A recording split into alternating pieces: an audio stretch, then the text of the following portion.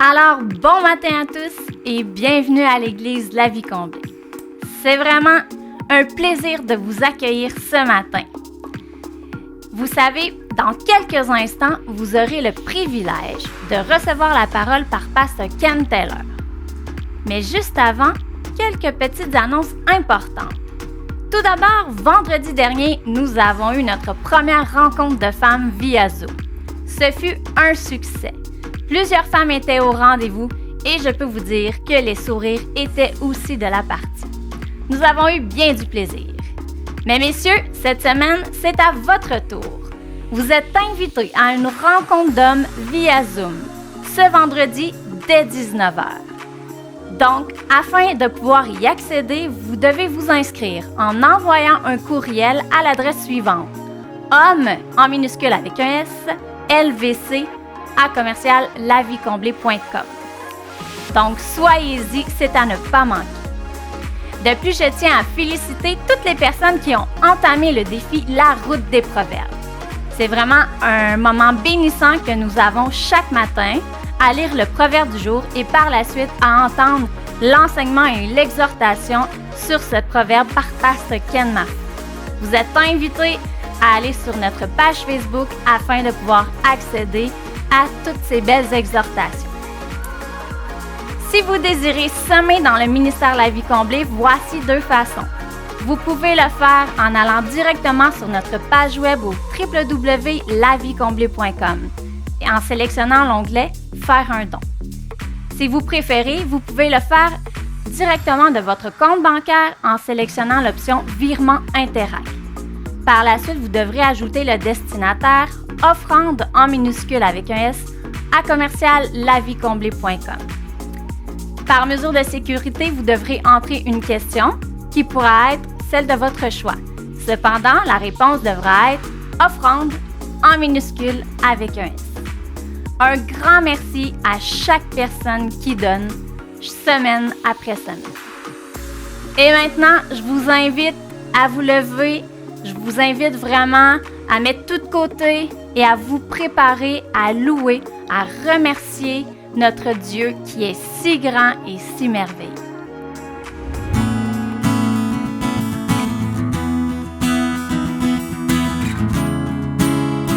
C'est une bénédiction de pouvoir se retrouver ensemble ce matin et de pouvoir louer notre Dieu qui est victorieux. Et on peut se réjouir en lui ce matin parce que notre Dieu a écrasé l'ennemi. Alors on va le louer pour ce qu'il a fait et on ne le dira jamais assez à quel point notre Dieu est bon, à quel point on est victorieux en lui. Amen. Oh, oh, oh.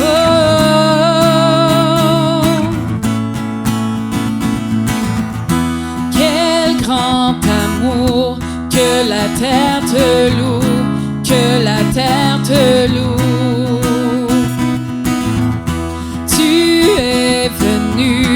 Délaissant ta gloire pour nous sans espoir. Le seul chemin est en toi, Jésus. Le seul chemin est en toi, Jésus. Tu es le Dieu victorieux.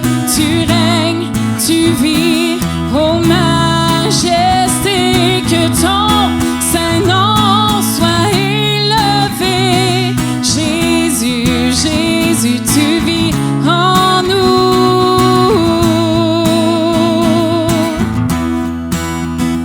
Oh, ta gloire resplendit, ta gloire resplendit. Tu es glorieux, tu es glorieux. Seigneur de tout, tu nous donnes ta vie, ta grâce nous suffit. Sur toute la terre, sois exalté. Sur toute la terre, sois exalté. Tu es le Dieu victorieux. Tu règnes, tu vis, ô majesté, que ton saint nom soit élevé. Jésus.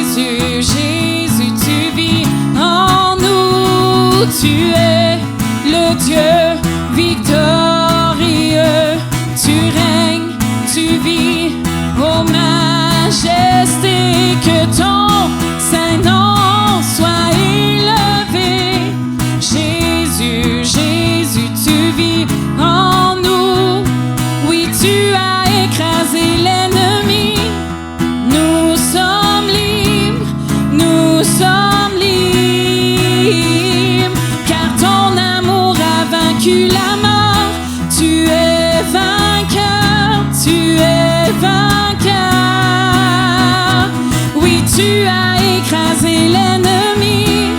Nous sommes libres, nous sommes libres, car ton amour a vaincu la mort. Tu es vainqueur, tu es vainqueur.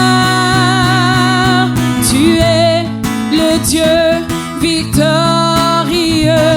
Tu règnes, tu vis, ô majesté, que ton saint nom soit élevé. Jésus, Jésus, tu vis en nous. Tu es le Dieu victorieux.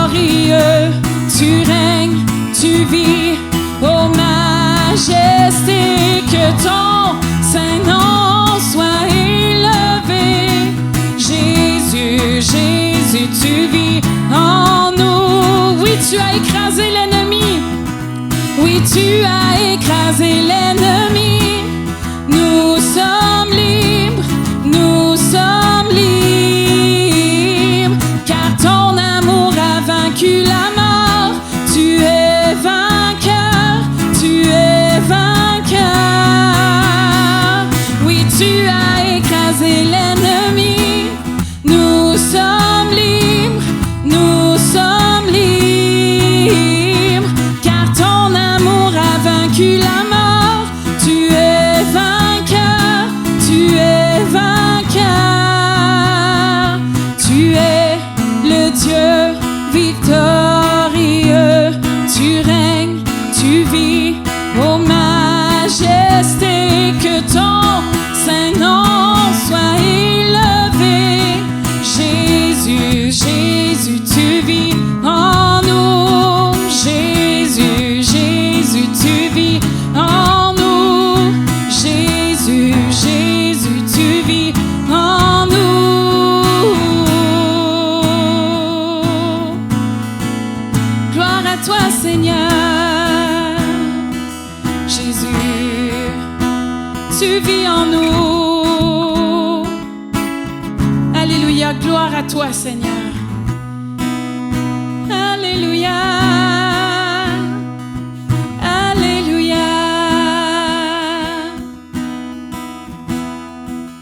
Amen.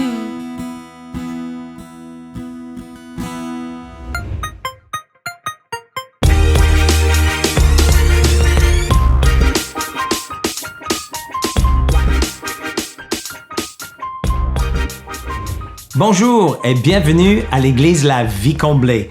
Je suis tellement content d'être avec vous ce matin et je tiens à remercier premièrement Pasteur Ken Mafou pour l'occasion de partager avec vous la parole de Dieu.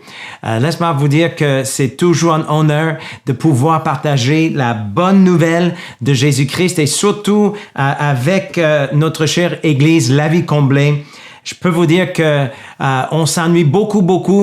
Ça fait trop longtemps qu'on n'a pas pu se voir dans la chair et nous avons tous hâte du jour qu'on va pouvoir être de nouveau ensemble. Mais entre-temps, nous continuons, nous gardons l'espoir et nous gardons les yeux fixés sur le Seigneur Jésus. Et malgré les temps difficiles, on prend une décision même de qualité, de vraiment fixer les yeux sur qu'est-ce qui est positif. Et notre verre est toujours à moitié plein, jamais à moitié vide. Et c'est vraiment merveilleux. Donc, ce matin, j'ai vraiment à cœur un message qui vient du Seigneur. Je crois vraiment que c'est un message qui va être une bénédiction pour nous en tant qu'Église, mais aussi pour tous ceux et celles qui peuvent être en train d'écouter en ce moment. Donc, avant d'aller plus loin dans la parole, j'aimerais vous inviter de chercher votre Bible. Si vous avez votre Bible dans votre téléphone, sur votre iPad ou sur papier, je vous invite à prendre votre Bible. Et en fait, j'aimerais faire une déclaration de la foi, parce que la Bible dit que ce qu'on dit avec la bouche en croyant du cœur s'accomplira. Et pendant des longues années, à chaque fois qu'on prêche la parole de Dieu, j'aime toujours faire cette déclaration. Donc, je vais vous inviter à prendre votre Bible et de dire ceci. Voici ma Bible. C'est la parole inspirée de Dieu. Je suis tout ce qu'elle dit que je suis. Je possède tout ce qu'elle dit que je possède. Et je peux faire tout ce qu'elle dit que je peux faire.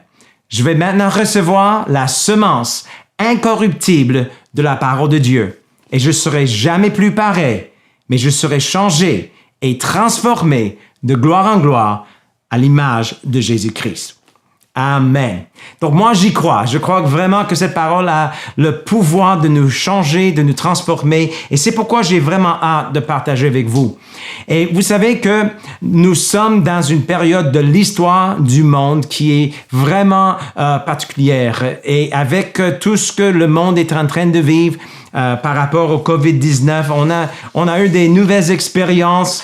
Et ça n'a pas toujours été facile. Je sais que pour beaucoup de gens, c'est très, très difficile. Mais comme j'ai déjà mentionné, je pense qu'il est important de toujours garder une bonne attitude. Et je peux vous dire que pour nous, personnellement, habituellement, on aurait déjà fait depuis le mois de mars des voyages en Haïti. On est censé de partir bientôt pour l'Afrique de nouveau, mais tous ces voyages ont été mis sur pause parce que les frontières sont encore fermées et il y a ces pays qui vivent aussi les moments difficiles. Donc, je vous invite à prier, surtout pour Haïti. On est en contact continuellement avec notre équipe en Haïti et ce n'est pas facile. Mais Jésus est Seigneur et Dieu est pour eux et si Dieu est pour eux, qui peut être contre eux? Mais prie pour eux, c'est pas évident.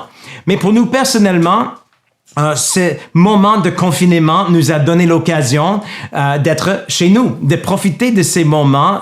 Et je peux pas même me souvenir des dernières fois qu'on a pu rester chez nous pour une aussi longue période de temps et de dormir dans mon propre lit. Et je peux vous dire que c'est quelque chose d'extraordinaire. Maintenant, avec le retour du beau temps et avec le déconfinement qui, au fur et à mesure, commence à avoir lieu au Québec, on est capable de profiter un peu du soleil. On peut sortir les manches courtes et on peut aller travailler dans le jardin, attaquer les mauvaises herbes, les choses comme ça que souvent on n'a pas le temps de faire. Mais justement, en parlant de cela, dernièrement, cette semaine, j'ai eu une expérience et que je crois vraiment que je devrais partager avec vous. Vous savez que chez nous, on a un côté de la maison qui était couvert d'une vigne grimpante, une vigne vierge que vous connaissez certainement au Québec. Des fois, c'est joli à voir, hein, toutes les feuilles vertes qui vont couvrir un mur, mais ça peut aussi nuire. Et ça a commencé à entrer sous le clapboard et il y a une ancienne antenne. La maison a été construite en 1979. Il y a une ancienne antenne de télévision qui a près de 10 mètres de hauteur, qui ne sert plus à rien, mais qui est recouvert de cette vigne. Et donc, l'autre jour, j'ai décidé, c'est le jour d'attaquer à cela, d'enlever cette vigne qui était en train de nuire un peu à la maison. Et voilà qu'est-ce que j'ai constaté. Je me suis approché du mur et j'ai pris les branches de cette vigne et j'ai tiré pas fort et ça a pris presque pas d'effort du tout. Et dans quelques minutes, en dedans de 2 minutes, toute cette vigne a été enlevée du côté de la maison. Et donc, mais il restait bien entendu sur la grande tour qui était à côté parce que c'est haut. Et donc, je me suis dit, c'est pas suffisant de tirer sur les feuilles et d'enlever les branches. Il faut que j'aille jusqu'à la racine. Et donc, j'ai sorti la pelle, je commençais à attaquer à la racine de cette vigne qui est là depuis des longues années. Et je peux vous montrer un peu qu'est-ce que j'ai découvert.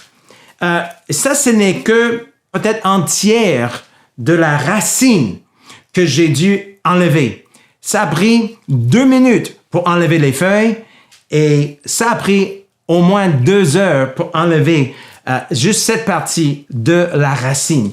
Et comme je dis, je n'ai pas encore terminé.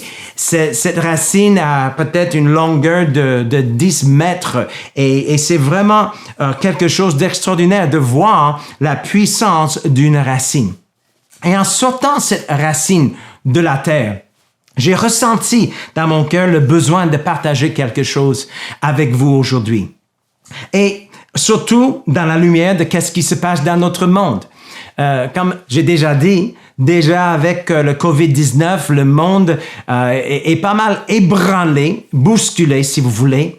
Et puis dernièrement, même avec nos voisins au sud, aux États-Unis, nous avons vu, certainement si vous avez ouvert la télévision ou la radio, vous avez entendu parler des émeutes et des problèmes de violence suite justement à ces injustices qui ont été vécues en Minnesota. Et c'est triste à voir. C'est plus que triste. Et pour nous, personnellement, c'est sûr que les États-Unis, c'est notre pays natal. Je suis venu au monde, aux États-Unis, même si je suis Québécois du cœur, je suis Canadien, Québécois de choix.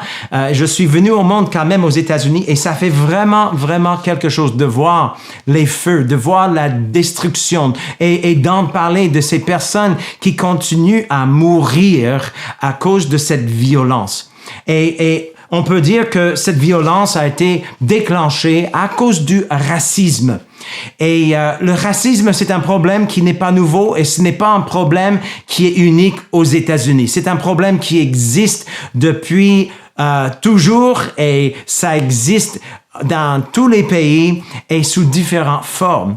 Et donc, on voit qu'est-ce qui se passe et on voit la violence, on voit les problèmes et on se pose la question, mais c'est quoi le remède? Comment est-ce qu'on peut remédier cela? Comment est-ce qu'on peut retrouver l'ordre et la paix? Et donc, et ça, ce n'est qu'un exemple. Aux États-Unis, maintenant, c'est les émeutes. Partout dans le monde, c'est les problèmes avec le COVID-19. Et ailleurs, c'est autre chose. Mais dans la lumière de tout cela, je pensais à cette racine. Et je pensais à la réalité que il faut aller jusqu'à la racine pour remédier les problèmes de ce monde. Et on va lire un passage aujourd'hui à Matthieu chapitre 9 et on va commencer à verset 1. Et on va voir une situation où Jésus a dû aider un homme qui était paralysé. Il avait un problème qui était visible. Il n'était pas capable de marcher. Son corps était paralysé. Et donc, on lit en Matthieu chapitre 9 et verset 1 que Jésus étant monté dans une barque, traversa la mer et alla dans sa ville. Et voici, on lui amena un paralytique couché sur un lit. Jésus, voyant leur foi, dit au paralytique, « Prends courage, mon enfant, tes péchés te sont pardonnés. » Donc, je veux juste arrêter là pour un moment. Et je veux vous mettre encore dans le contexte. Ici, nous avons un homme qui est visiblement malade, paralysé, pas capable de marcher. Et donc, on peut prendre pour acquis que quand les amis l'ont amené à Jésus, c'était dans le but de le voir guérir. Certainement, la motivation dans le cœur de ses amis, quand ils ont amené le paralytique à Jésus, c'était de voir leur ami marcher de nouveau. Ils voulaient voir les résultats. Mais Jésus n'a pas seulement traité les symptômes. Il n'a pas seulement guéri le malade. Il n'a pas seulement fait en sorte que l'homme était capable de marcher. Il est allé jusqu'aux racines. Et c'est ça que Jésus fait toujours. Il va jusqu'aux racines. Et c'est ça que nous devons faire en tant qu'individus si nous avons des problèmes, si nous avons des luttes, s'il y a des choses qui ne vont pas dans notre vie, dans notre mariage, dans nos finances, dans n'importe quel domaine de notre vie sur cette terre, il faut aller jusqu'aux racines. Et c'est ça que Jésus a fait quand il a dit « Mon enfant, tes péchés te sont pardonnés. » Et sur quoi quelques scribes dirent au-dedans d'eux, cet homme blasphème. Ils étaient offensés. Et Jésus, connaissant leurs pensées, dit, pourquoi avez-vous de mauvaises pensées dans vos cœurs? Car lequel est le plus aisé de dire, tes péchés sont pardonnés, ou de dire, lève-toi et marche? Or, afin que vous sachiez que le Fils de l'homme a sur la terre le pouvoir de pardonner les péchés, lève-toi, dit-il au paralytique, prends ton lit et va dans ta maison. Il se leva et s'en alla dans sa maison. Donc, on voit que le problème extérieur a été réglé. Mais Jésus n'a pas seulement traité les symptômes. Il est allé jusqu'aux racines et il parlait à cet homme à propos du péché. Parce que, qu'est-ce que nous savons? C'est que quand Adam et Ève ont péché, ils ont donné place à la mort. Par un seul homme, le péché est entré dans le monde et par le péché, la mort. Donc, la maladie, la souffrance, tous les maux qu'on peut observer dans ce monde, même les problèmes de racisme, même les émeutes, peu importe qu'est-ce que nous voyons, le COVID-19, c'est le résultat du péché. Et Jésus, il traite toujours la racine. Il ne traite pas seulement les symptômes. Donc, comme moi, j'aurais pu tout simplement, dans 2 minutes, enlever les feuilles et les nouveaux rejetons de cette vigne vierge qui était en train de couvrir ma maison. Et qu'est-ce que j'aurais vu? Dans quelques mois, les feuilles seraient de retour. Donc, c'est la même chose. On peut regarder les problèmes dans notre monde, sur notre planète, les guerres, les rumeurs de guerre, le racisme, la maladie, toutes les choses qu'on peut imaginer. Et on peut essayer de trouver les solutions politiques. On peut essayer de trouver les solutions qui vont traiter les symptômes. Mais si on ne va pas jusqu'aux racines, les mêmes problèmes vont se reproduire, mais sous autre forme. Donc, c'est pourquoi la parole de Dieu a le remède. Et Jésus, il nous donne l'exemple ici dans le passage qu'on vient de lire, qu'il faut toujours aller jusqu'aux racines. Et la parole parle beaucoup de cela. En fait, la parole de Dieu, on voit en Marc chapitre 11, quand Jésus a maudit le figuier. Quand il a maudit le figuier, tout de suite, on voyait pas de changement, mais le lendemain, les disciples ont observé le figuier que Jésus a maudit et ils ont dit, et on va le lire en Marc chapitre 11, verset 20, le matin en passant, les disciples virent le figuier séché jusqu'aux racines. Vous devrez dire cela à haute voix, jusqu'aux racines. Donc, quand Jésus il deal avec un problème, quand il traite un problème, il va jusqu'aux racines.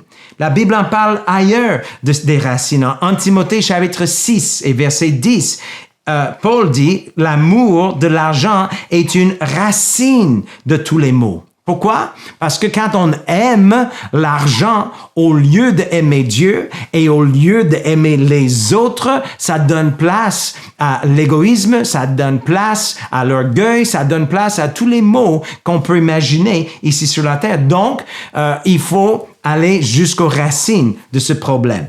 Donc, un autre passage, Hébreux chapitre 12 et verset 15. Veillez à ce que nul ne se prive de la grâce de Dieu, à ce qu'aucune racine d'amertume poussant des rejetons ne produise du trouble et que plusieurs n'en soient infectés.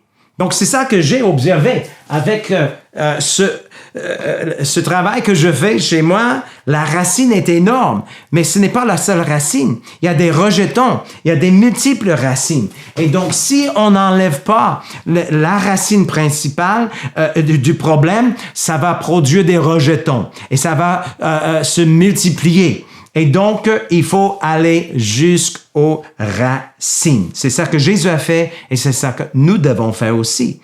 En fait, j'aime beaucoup aussi le passage Matthieu chapitre 3 et verset 10. C'est Jean-Baptiste qui parle, mais il dit, déjà la cognée ou la hache, si vous voulez, est mise à la racine des arbres et tout arbre donc qui ne produit pas de bons fruits sera coupé et jeté au feu.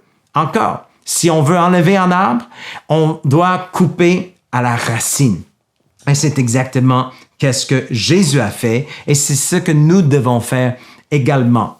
Donc, si nous sommes en train de parler, par exemple, du racisme, qui est vraiment un sujet prévalent pour le moment, ils en parlent à tous les jours aux nouvelles, à la radio, à la télévision, dans les journaux, on peut avoir des commentaires, on peut avoir des émissions sur le sujet, on entend qu'est-ce qui se passe et il y a beaucoup de gens qui pensent avoir des solutions. Pour quelques-uns, la solution, c'est les manifestations. Et je crois qu'il y a une place pour les manifestations. Il y a une place pour les marches de liberté, les choses de ce genre. Il y a d'autres qui pensent que la réponse doit être une réponse de violence et de révolution. Mais vous voyez, la parole de Dieu nous donne le remède. Le remède pour le racisme et le remède pour tous les problèmes de l'humanité, de la race humaine. Et donc, pour régler ces problèmes, il faut reconnaître premièrement que la racine du problème, c'est le péché. Il faut reconnaître que la racine de tous les problèmes, la racine du racisme, c'est le péché. Ce n'est pas un problème de peau, c'est un problème du péché. Et le péché, ce n'est pas une chose dont on parle beaucoup dans notre société. Les gens, ils parlent plus du péché. Ils ne comprennent pas c'est quoi le péché. En réalité, le péché, c'est un terme qu'on peut utiliser pour le tir à l'arc, par exemple. C'est de manquer une cible. Et on sait que Dieu est bon et on sait que Dieu est saint à 100%. On sait que Dieu est parfait et Dieu, il exige, si vous voulez, pour vivre dans sa présence éternellement, pour vivre au ciel, par exemple, on ne peut pas avoir du péché au ciel. Ça prend vraiment, on pourrait dire, une sainteté totale. Mais le problème, c'est que nous, en tant qu'êtres humains, nous sommes infectés par le péché. Comme on va voir plus tard, nous avons tous péché et nous sommes tous privés de la gloire de Dieu. Nous avons manqué la cible. Et il y a seulement une personne qui est parfaite, c'est Jésus-Christ. Et il y a seulement une personne qui peut nous aider à couper la racine du péché et c'est Jésus-Christ. Mais on va lire quelques passages aujourd'hui. Parce que comme j'ai dit, c'est pas un problème de peau. Surtout quand on parle du racisme. Parce que le racisme, c'est pas un problème entre les Noirs et les Blancs. Des fois, c'est manifesté entre les Noirs et les Blancs. Mais des fois, le racisme est manifesté entre les Noirs. Si on regarde en Rwanda, il y avait le génocide, il y avait des Tutsis et les Hutus qui se haïssaient, qui se tuaient. Et c'était horrible. On voit pendant la Deuxième Guerre mondiale, on voit les nazis qui ont voulu exterminer les Juifs. Aussi, on peut parler du Québec. Ici, dans la belle province du Québec, on sait que des fois, il y a du racisme. Il y a des personnes qui ont des problèmes avec les Canadiens anglophones. Il y a des anglophones qui ont des problèmes avec les francophones. On a même vécu ça un peu.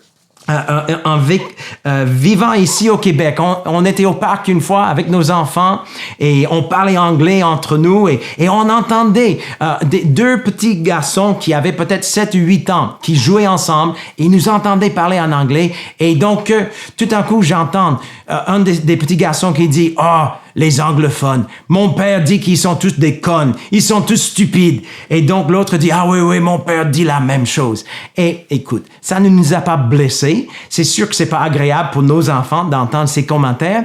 Mais on s'est approché d'eux par la suite, quelques minutes plus tard, et je commençais à parler avec eux en français et ils étaient tout étonnés et un peu gênés parce qu'ils savaient qu'on avait compris. Mais vous savez, et des fois, c'est les anglophones qui vont parler contre les francophones. Peu importe, c'est pas un problème de peau. C'est pas un problème de nationalité. Le problème vraiment du racisme, la racine du racisme, c'est tout simplement le péché. C'est le péché. Aux États-Unis, il y avait une guerre, qu'est-ce qu'on appelle une guerre civile, une guerre de sécession. Et c'était les Blancs qui tuaient les Blancs. Il y avait des personnes du Nord qui haïssaient les personnes du Sud et les Sudistes qui haïssaient les Nordistes. laisse-moi vous dire, encore une fois, que le problème, ce n'est pas un problème de peau, c'est pas un problème de culture, c'est pas un problème qui se voit à l'extérieur. Le problème, c'est un problème du cœur. Le problème, c'est le péché qui se trouve dans le cœur de l'homme. Mais la bonne nouvelle qu'on va voir, il y a un remède à cela. Mais avant de voir le remède, regardons, il faut reconnaître que la racine de tous ces problèmes, c'est le péché dans le cœur de l'homme.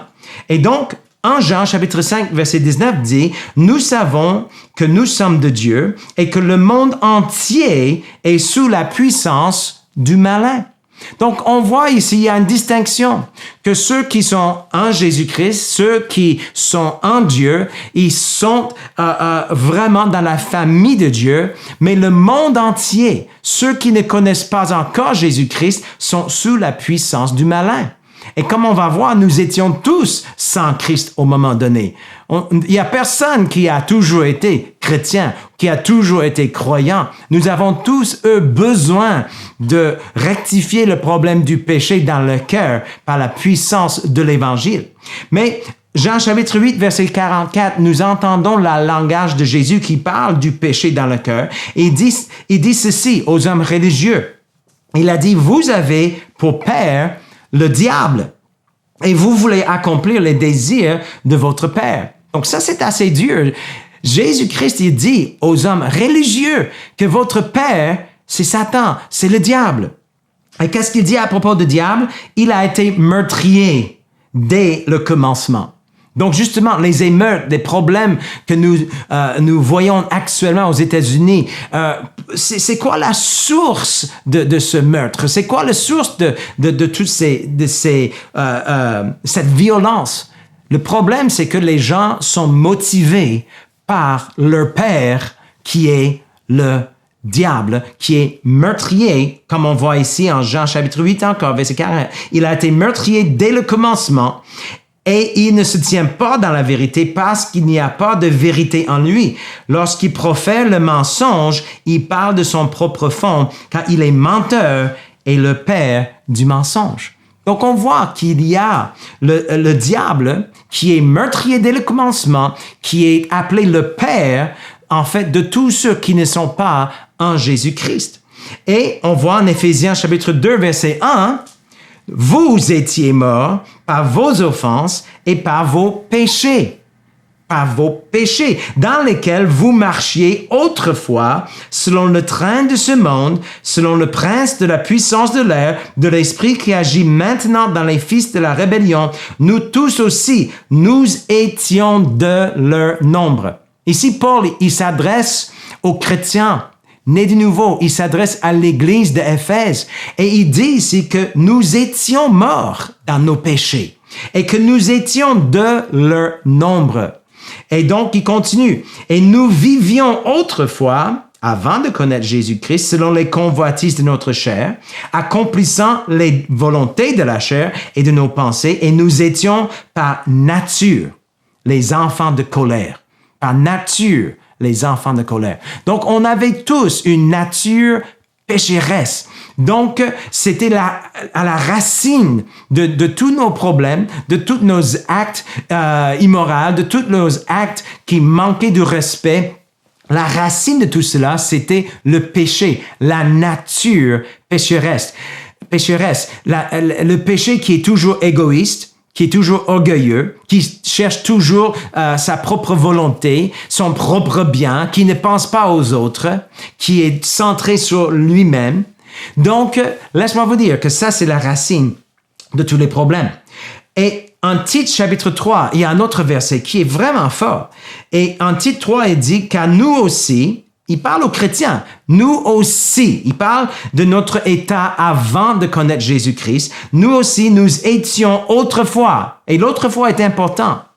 C'est plus le cas aujourd'hui, mais autrefois, nous étions insensés, désobéissants, égarés, asservis à toute espèce de convoitise et de volupté, vivant dans la méchanceté et dans l'envie.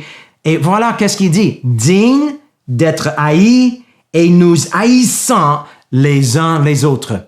Donc, selon ce verset, Tout le monde sur la terre, même ceux qui sont chrétiens aujourd'hui, avant d'avoir traité le problème du péché, la racine du péché, nous étions de leur nombre et nous étions dignes d'être haïs. Et nous haïssons les uns les autres. Donc la haine que nous voyons dans le monde aujourd'hui, ça ne peut pas être réglé par les politiques. Ça ne peut pas être réglé par les lois. Même si on n'est pas contre l'idée d'avoir des règlements en place pour protéger les innocents. On est pour cela. Mais ça va pas vraiment aller jusqu'aux racines. On veut aller jusqu'aux racines des problèmes. Et c'est-à-dire qu'il faut reconnaître que c'est le péché qui est la racine du problème. Et donc peut-être vous dites, mais moi, je ne me vois pas comme ça. Moi, je suis pas un pécheur. J'ai toujours été gentil. Je n'ai pas eu de problème de racisme. Écoute, selon qu'est-ce que la parole de Dieu dit, il y a personne sur la planète Terre qui est innocent. Nous avons peut-être différentes manifestations du péché dans notre vie, dans le passé, mais selon qu'est-ce qu'on voit en Romains chapitre 3, je vais le lire et je vous invite à lire avec moi à partir de verset 9. Romains 3, verset 9. Quoi donc? Sommes-nous plus excellents? Et ça, c'est la chose qui m'intrigue. Aujourd'hui, sur la planète, il y a beaucoup de personnes qui vont crier injustice, injustice, mais souvent, c'est les injustes qui crient injustice. Et c'est les gens qui ont leurs propres problèmes qui sont en train de régler les problèmes de tous les autres aussi. Et il y a un certain orgueil dans tout cela qu'il faut absolument éviter. Oui, il faut élever la voix quand il y a des choses qui ne sont pas correctes. Oui, il faut même des fois manifester dans la paix et dans l'ordre et dans le respect. Ça, c'est tout correct. Mais regarde bien. Sommes-nous plus excellents? La parole de Dieu dit nullement. Car nous avons déjà prouvé que tous, juifs et grecs, encore, peu importe votre race, que vous soyez juifs, que vous soyez grec ou non juif, nous sommes tous sous l'empire du péché, selon qu'il est écrit, et regarde bien, il n'y a point de juste. Il n'y a point de juste. Pas même un seul. Nul n'est intelligent. Nul ne cherche Dieu. Tous sont égarés. Tous sont pervertis. Il n'en est aucun qui fasse le bien. Pas même un seul. Leur gosier est en sépulcre ouvert. Ils se servent de leur langue pour tromper. Ils ont sous leurs lèvres un venin d'aspic. Leur bouche est pleine de malédiction et d'amertume. Ils ont les pieds légers pour répandre le sang. Comme nous voyons, la destruction et le malheur sont sur leur route. Ils ne connaissent pas le chemin de la paix. La crainte de Dieu n'est pas devant leurs yeux. Romains 3, 9 à 18. Alors nous voyons dans ce passage qu'il n'y a pas une exception. Chaque membre de la race humaine a été infecté par le péché. Il n'y a personne qui peut se vanter. Et donc, vous savez, c'était intéressant que même cette semaine, j'ai entendu, il y a un monsieur, en fait, un candidat pour la présidence aux États-Unis qui a dit quelque chose d'intéressant. Dans une commentaire, il disait que la réalité, c'est que il y a 10 à 15% de la population des États-Unis qui sont pas des bonnes personnes.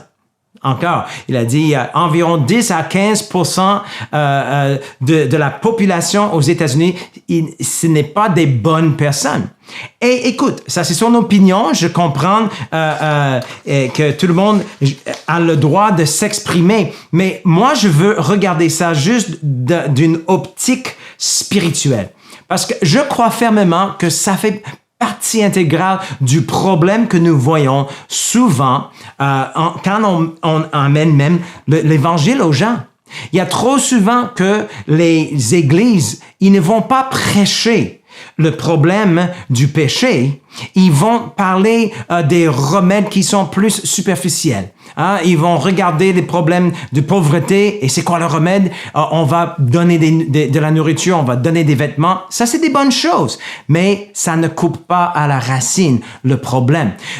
Donc, on doit pas juste dire aux gens, venez à l'église, soyez des bonnes personnes, soyez sages, aidez les grands-mamans à traverser la rue, etc., etc. Ce n'est pas comme ça la vie chrétienne. La vie chrétienne commence en reconnaissant que chaque membre de la race humaine n'est pas bonne. Il n'y a pas de bonnes personnes sur la terre. Jésus a dit ceci quand les gens se sont approchés de lui pour parler. Ils l'ont appelé Jésus bon. Il a dit, pourquoi est-ce que tu m'appelles bon? C'est Dieu seul qui est bon.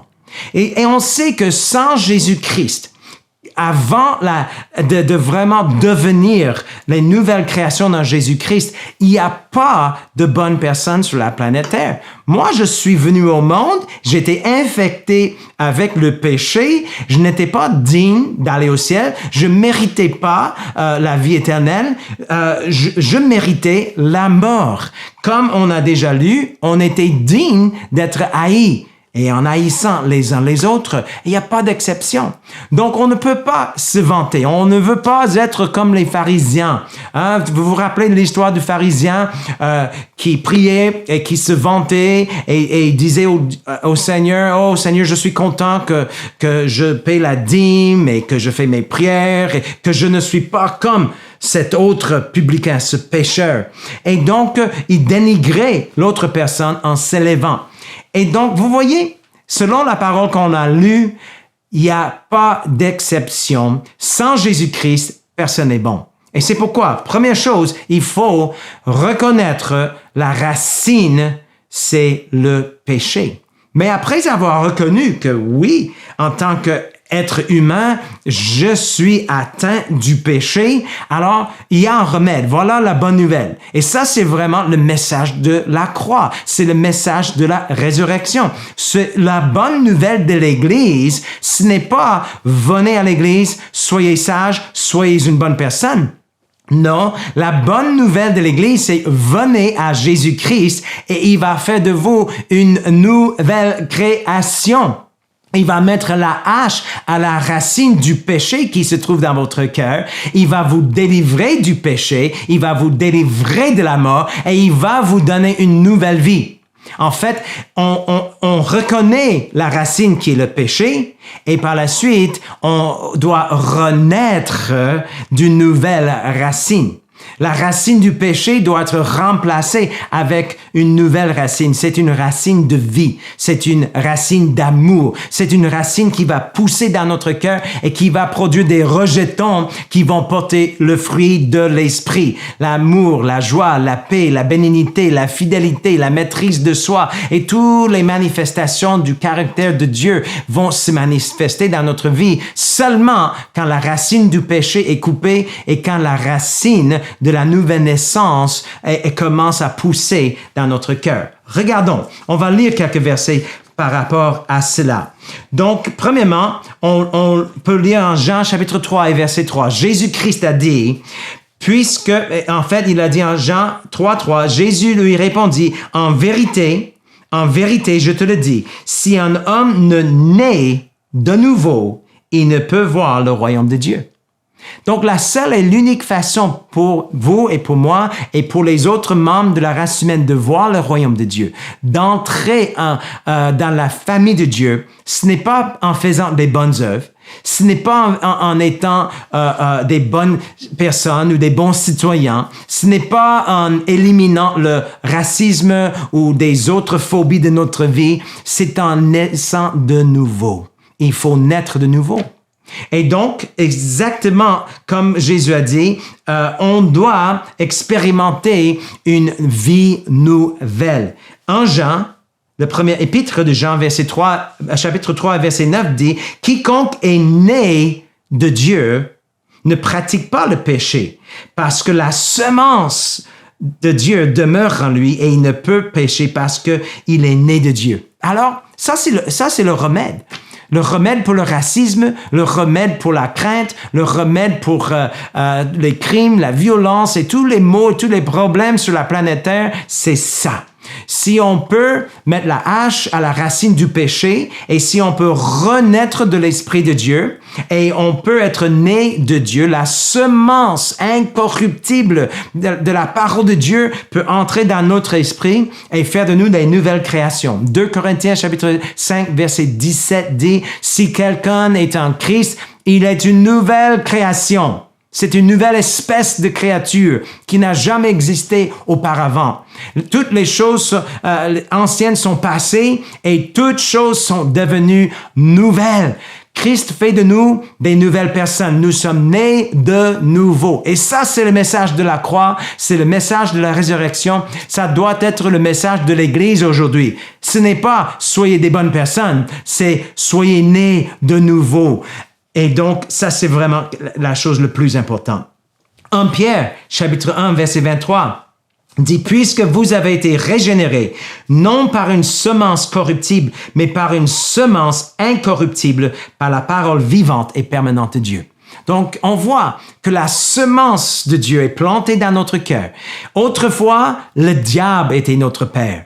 Et il est meurtrier, il est menteur. Mais maintenant, Dieu qui est saint, Dieu qui est parfait est notre Père. Et tel le Père, tel le Fils. Nous ressemblons maintenant à lui. Autrefois, nous avons eu la ressemblance de notre Père, le diable. Mais aujourd'hui, dans notre esprit, nous sommes nés de nouveau. Le moment que nous avons donné notre vie à Jésus-Christ, nous sommes devenus les nouvelles créations. Les choses anciennes, l'ancienne racine a été enlevée. La racine, comme on a enlevé de chez moi, est enlevée maintenant et toutes les feuilles sont mortes. Même sur le sommet de la tour de la télévision qui est à côté de la maison, je n'ai pas eu la chance de prendre l'échelle et d'enlever les feuilles, mais toutes les feuilles maintenant, depuis juste après 2 jours, sont toutes séchées et devenues brunes. Il n'y a plus de vie dans ces feuilles. C'est mort. Pourquoi? Parce qu'on a coupé le problème à la racine.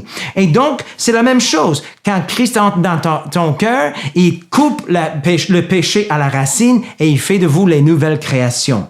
Et c'est vraiment une excellente et une très, très bonne nouvelle. 2 Pierre, chapitre 1, versets 3 et 4 dit, « Comme sa divine puissance nous a donné tout ce qui contribue à la vie et à la piété au moyen de la connaissance de celui qui nous a appelés par sa propre gloire et par sa vertu, lesquelles nous assurent de sa part les plus grandes et les plus précieuses promesses. » Et voilà, on arrive à quelque chose que je veux vraiment souligner. « Afin que par elle, par ses promesses, vous deveniez participants de la nature divine. » Donc nous, aujourd'hui, au lieu de participer dans la nature pécheresse, la nature du diable, nous sommes devenus participants de la nature divine, de la nature de Dieu. Et c'est vraiment une bonne nouvelle. En fait, Romains chapitre 5, verset 5 dit que l'amour de Dieu est répandu dans notre cœur par le Saint-Esprit. L'amour de Dieu. Si vous êtes devenu chrétien, l'amour de Dieu a remplacé la haine dans votre cœur. Bien entendu, ça serait pour un autre message, mais cet amour est dans votre esprit. Mais nous sommes les esprits, nous avons les âmes et nous vivons dans les corps. Votre esprit, c'est le fort intérieur et c'est là où Christ habite et c'est là où l'amour de Dieu est répandu. Mais bien entendu, pour avoir une transformation totale, il faut commencer à penser comme Christ aussi. Il faut renouveler l'intelligence. L'esprit est régénéré. Le fort intérieur est déjà une nouvelle création. Mais maintenant, il faut changer votre façon de penser. Peut-être vous avez été élevé avec les pensées racistes. Hein? Peut-être vous avez eu des préjugés contre les francophones, contre les anglophones, contre les noirs, contre les blancs, ou contre les asiatiques, ou contre les Premières Nations, ou contre les personnes pauvres, ou contre les personnes riches, peu importe. Il faut renouveler maintenant votre intelligence pour penser la même chose que Dieu pense à propos de ces gens, tout en sachant que la racine du péché est enlevée et qu'il y a une nouvelle racine qui est plantée dans votre cœur, la semence incorruptible de la parole de Dieu. Donc, comment est-ce qu'on fait cela? Peut-être vous écoutez aujourd'hui et vous dites, mais je ne sais pas si honnêtement, si j'ai déjà eu la racine du péché, elle est enlevée de mon cœur. Je ne sais pas si la racine de la vie a remplacé la racine de la mort. Donc, si c'est votre cas, j'ai une très bonne nouvelle à vous annoncer. C'est que Jésus-Christ est la racine. La racine, ce n'est pas une chose. On ne peut pas planter la racine en faisant des bonnes œuvres. On ne peut pas planter cette nouvelle racine de vie. On ne peut pas naître de nouveau en allant à l'église, en faisant les prières, en lisant la Bible, en étant gentil, en essayant d'être une bonne personne. Non, il faut naître de nouveau. Mais comment? En reconnaissant que Jésus-Christ est la racine. Et c'est très intéressant parce que même dans l'Ancien Testament, les prophètes ont parlé de la racine de Jesse et qui était le père de David. Par exemple, en Ésaïe chapitre 11, verset 10, ce jour-là, la racine de Isaïe, Jesse en anglais, dressée comme un étendard pour les peuples, sera recherché par les nations et son lieu de résidence sera glorieux. Donc, l'Ancien Testament parlait d'une racine qui allait sortir de Isaïe, c'est-à-dire le père de David. Et Paul fait mention de ça en Romains 15, verset 12. Ésaïe dit aussi, il sortira d'Isaïe en rejetant une racine qui se lèvera pour régner sur les nations. Les nations espéreront en lui. Donc, c'était une prophétie du Messie, Jésus-Christ, qui allait venir. Jésus est appelé une racine qui allait pousser des rejetons pour produire des grands arbres, si vous voulez, une famille divine qui allait sortir de lui. Et c'est pourquoi Jésus a dit en Apocalypse chapitre 22, verset 16, il s'appelle même une racine. Moi, Jésus, j'ai envoyé mon ange pour publier chez vous toutes ces révélations destinées aux églises. Jésus a dit, je suis la racine et le tronc de la famille de David. C'est moi, l'étoile radieuse du matin. Donc, Jésus est la racine. C'est lui qui doit remplacer la haine dans votre cœur. Et donc, il dit aussi, en Jean chapitre 15, verset 5, « Je suis la vigne et vous êtes les branches. Si quelqu'un reste attaché à moi, comme je suis attaché à lui, il donne beaucoup de fruits. En effet, sans moi, vous ne pouvez rien faire. » Sans moi, Jésus a dit, vous ne pouvez rien faire. Vous ne pouvez pas être assez bon. Vous ne pouvez pas régler les problèmes de racisme ou la guerre ou peu importe le problème qui atteint le monde aujourd'hui, le problème qui atteint votre mariage, le problème qui atteint vos finances, peu importe le problème qui atteint votre santé physique, peu importe le problème, vous ne pouvez pas le régler vous-même. Vous avez besoin, pas juste de la principe de Jésus, pas juste des enseignements de Jésus, mais la présence de Jésus-Christ, la racine qui va produire du fruit dans votre vie. Alors, qu'est-ce qu'on doit faire? Parce qu'une fois qu'il est dans notre cœur, c'est lui qui va automatiquement, laisse-moi vous dire, automatiquement, si chaque personne sur la planète Terre était déjà née de nouveau et déjà l'intelligence renouvelée, on peut garantir que le racisme allait disparaître. On peut garantir que les guerres vont disparaître de la planète Terre. Parce que Jésus-Christ, il amène l'amour et il amène la paix. J'aime ça en Éphésiens 2, verset 13. Il dit, « Mais maintenant, en Jésus-Christ, vous qui étiez jadis éloignés, vous avez été rapprochés par le sang de Christ, car il est notre paix. Christ est notre paix. Lui qui des deux n'en a fait qu'un et qui a renversé le mur de séparation. Toute la séparation qu'on voit aujourd'hui est réglée en Jésus-Christ. L'inimitié est anéantie par sa chair, la loi des ordonnances dans ses prescriptions afin de créer en lui-même avec les deux un seul homme nouveau, en établissant la paix et de les réconcilier. Donc, en Jésus-Christ, c'est là où se trouve la réconciliation. C'est quand la hache est mise à la racine du péché et quand le péché est remplacé par la nature divine, l'amour de Dieu, la paix de Dieu, ça va régler les problèmes. Donc, c'est pourquoi il est dit en Galates 3, 28, « Il n'y a plus ni juif, ni grec, plus ni esclave, ni libre. Il n'y a ni homme, ni femme, on peut dire ni noir, ni blanc, ni francophone, ni anglophone. Peu importe les préjugés, les différentes catégories de personnes, il n'y a plus de ça, car tous vous êtes un Jésus-Christ. Donc, il faut être en Jésus. C'est ça le remède. Donc, on va terminer avec un dernier passage en Romains chapitre 3. Parce qu'on a déjà lu la première partie qui disait justement qu'il y a personne sur la terre qui est assez bon. Il n'existe pas un seul juste. Et en verset 19 de Romains chapitre 3, vous pouvez lire avec moi.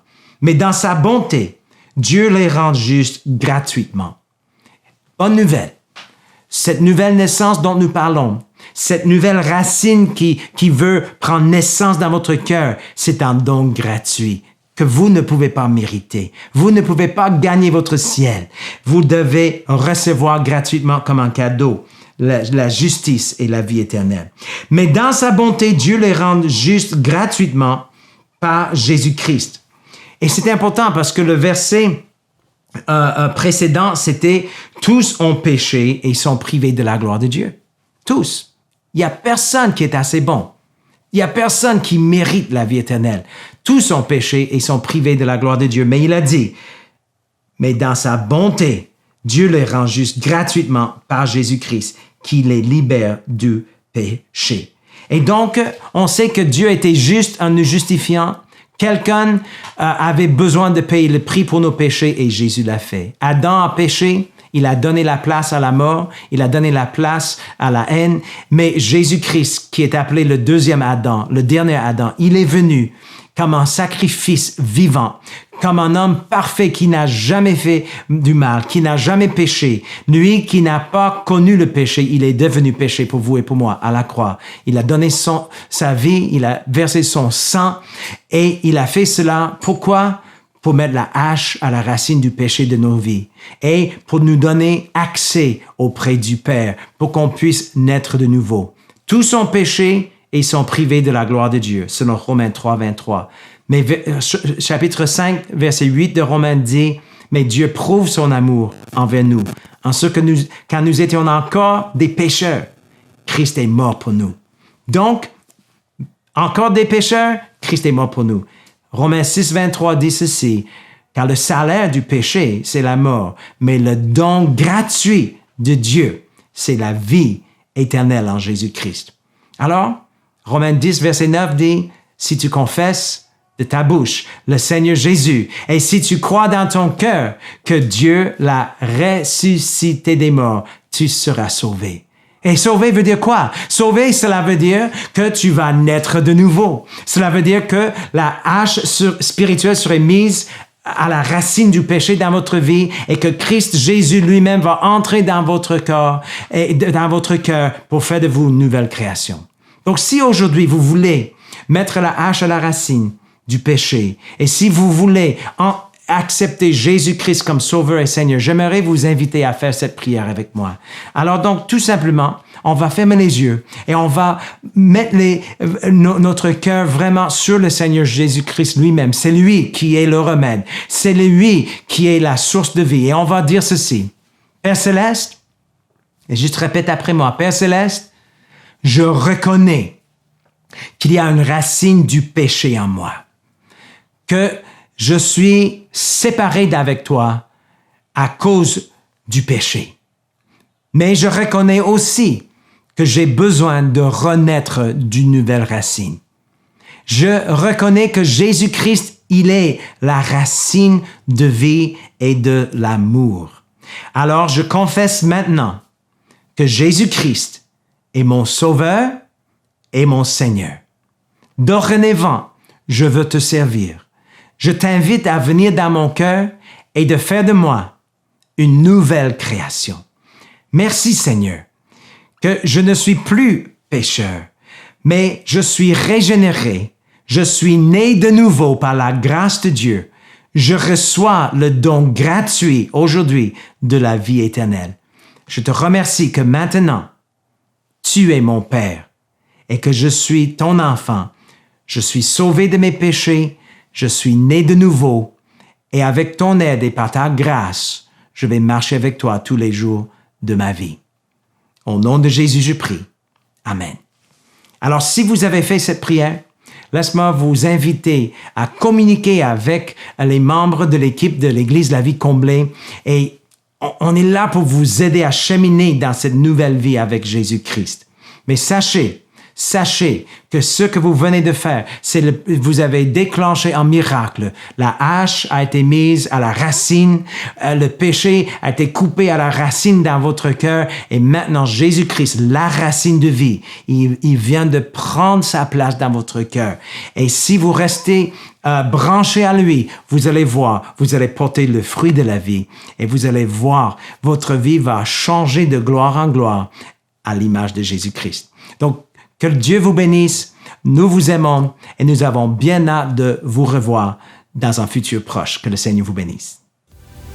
Merci, Pasteur Ken. Comme à chaque fois où vous prenez la parole, nous en ressortons avec un message puissant, un message fortifiant et très bénissant. Donc, merci pour ce message que vous nous avez apporté ce matin. Si aujourd'hui, c'est vous qui avez fait cette prière, si c'est vous qui avez accepté Jésus comme votre Seigneur et votre Sauveur aujourd'hui pour la première fois, alors tout d'abord, bravo. Bravo d'avoir pris cette grande décision qui va marquer un tournant dans votre vie. Nous désirons pouvoir vous accompagner dans cette décision. Alors, vous pouvez nous contacter via Facebook en nous envoyant un message ou tout simplement en inscrivant Jésus dans les commentaires sous la publication. Un membre de notre équipe se fera vraiment un plaisir de vous contacter afin de pouvoir discuter avec vous, de répondre à vos questions, de vous aider dans les prochains pas que vous pourrez faire. Merci. Et merci à tous d'avoir été présents ce matin. On tient vraiment à vous souhaiter une belle journée. N'oubliez pas d'aller régulièrement sur notre page Facebook afin de voir les enseignements, les capsules, mais aussi afin de pouvoir suivre les développements concernant le déconfinement. Et messieurs, n'oubliez pas de vous inscrire à la rencontre d'hommes. Nous vous souhaitons une excellente journée. Nous vous aimons et on vous dit à très bientôt.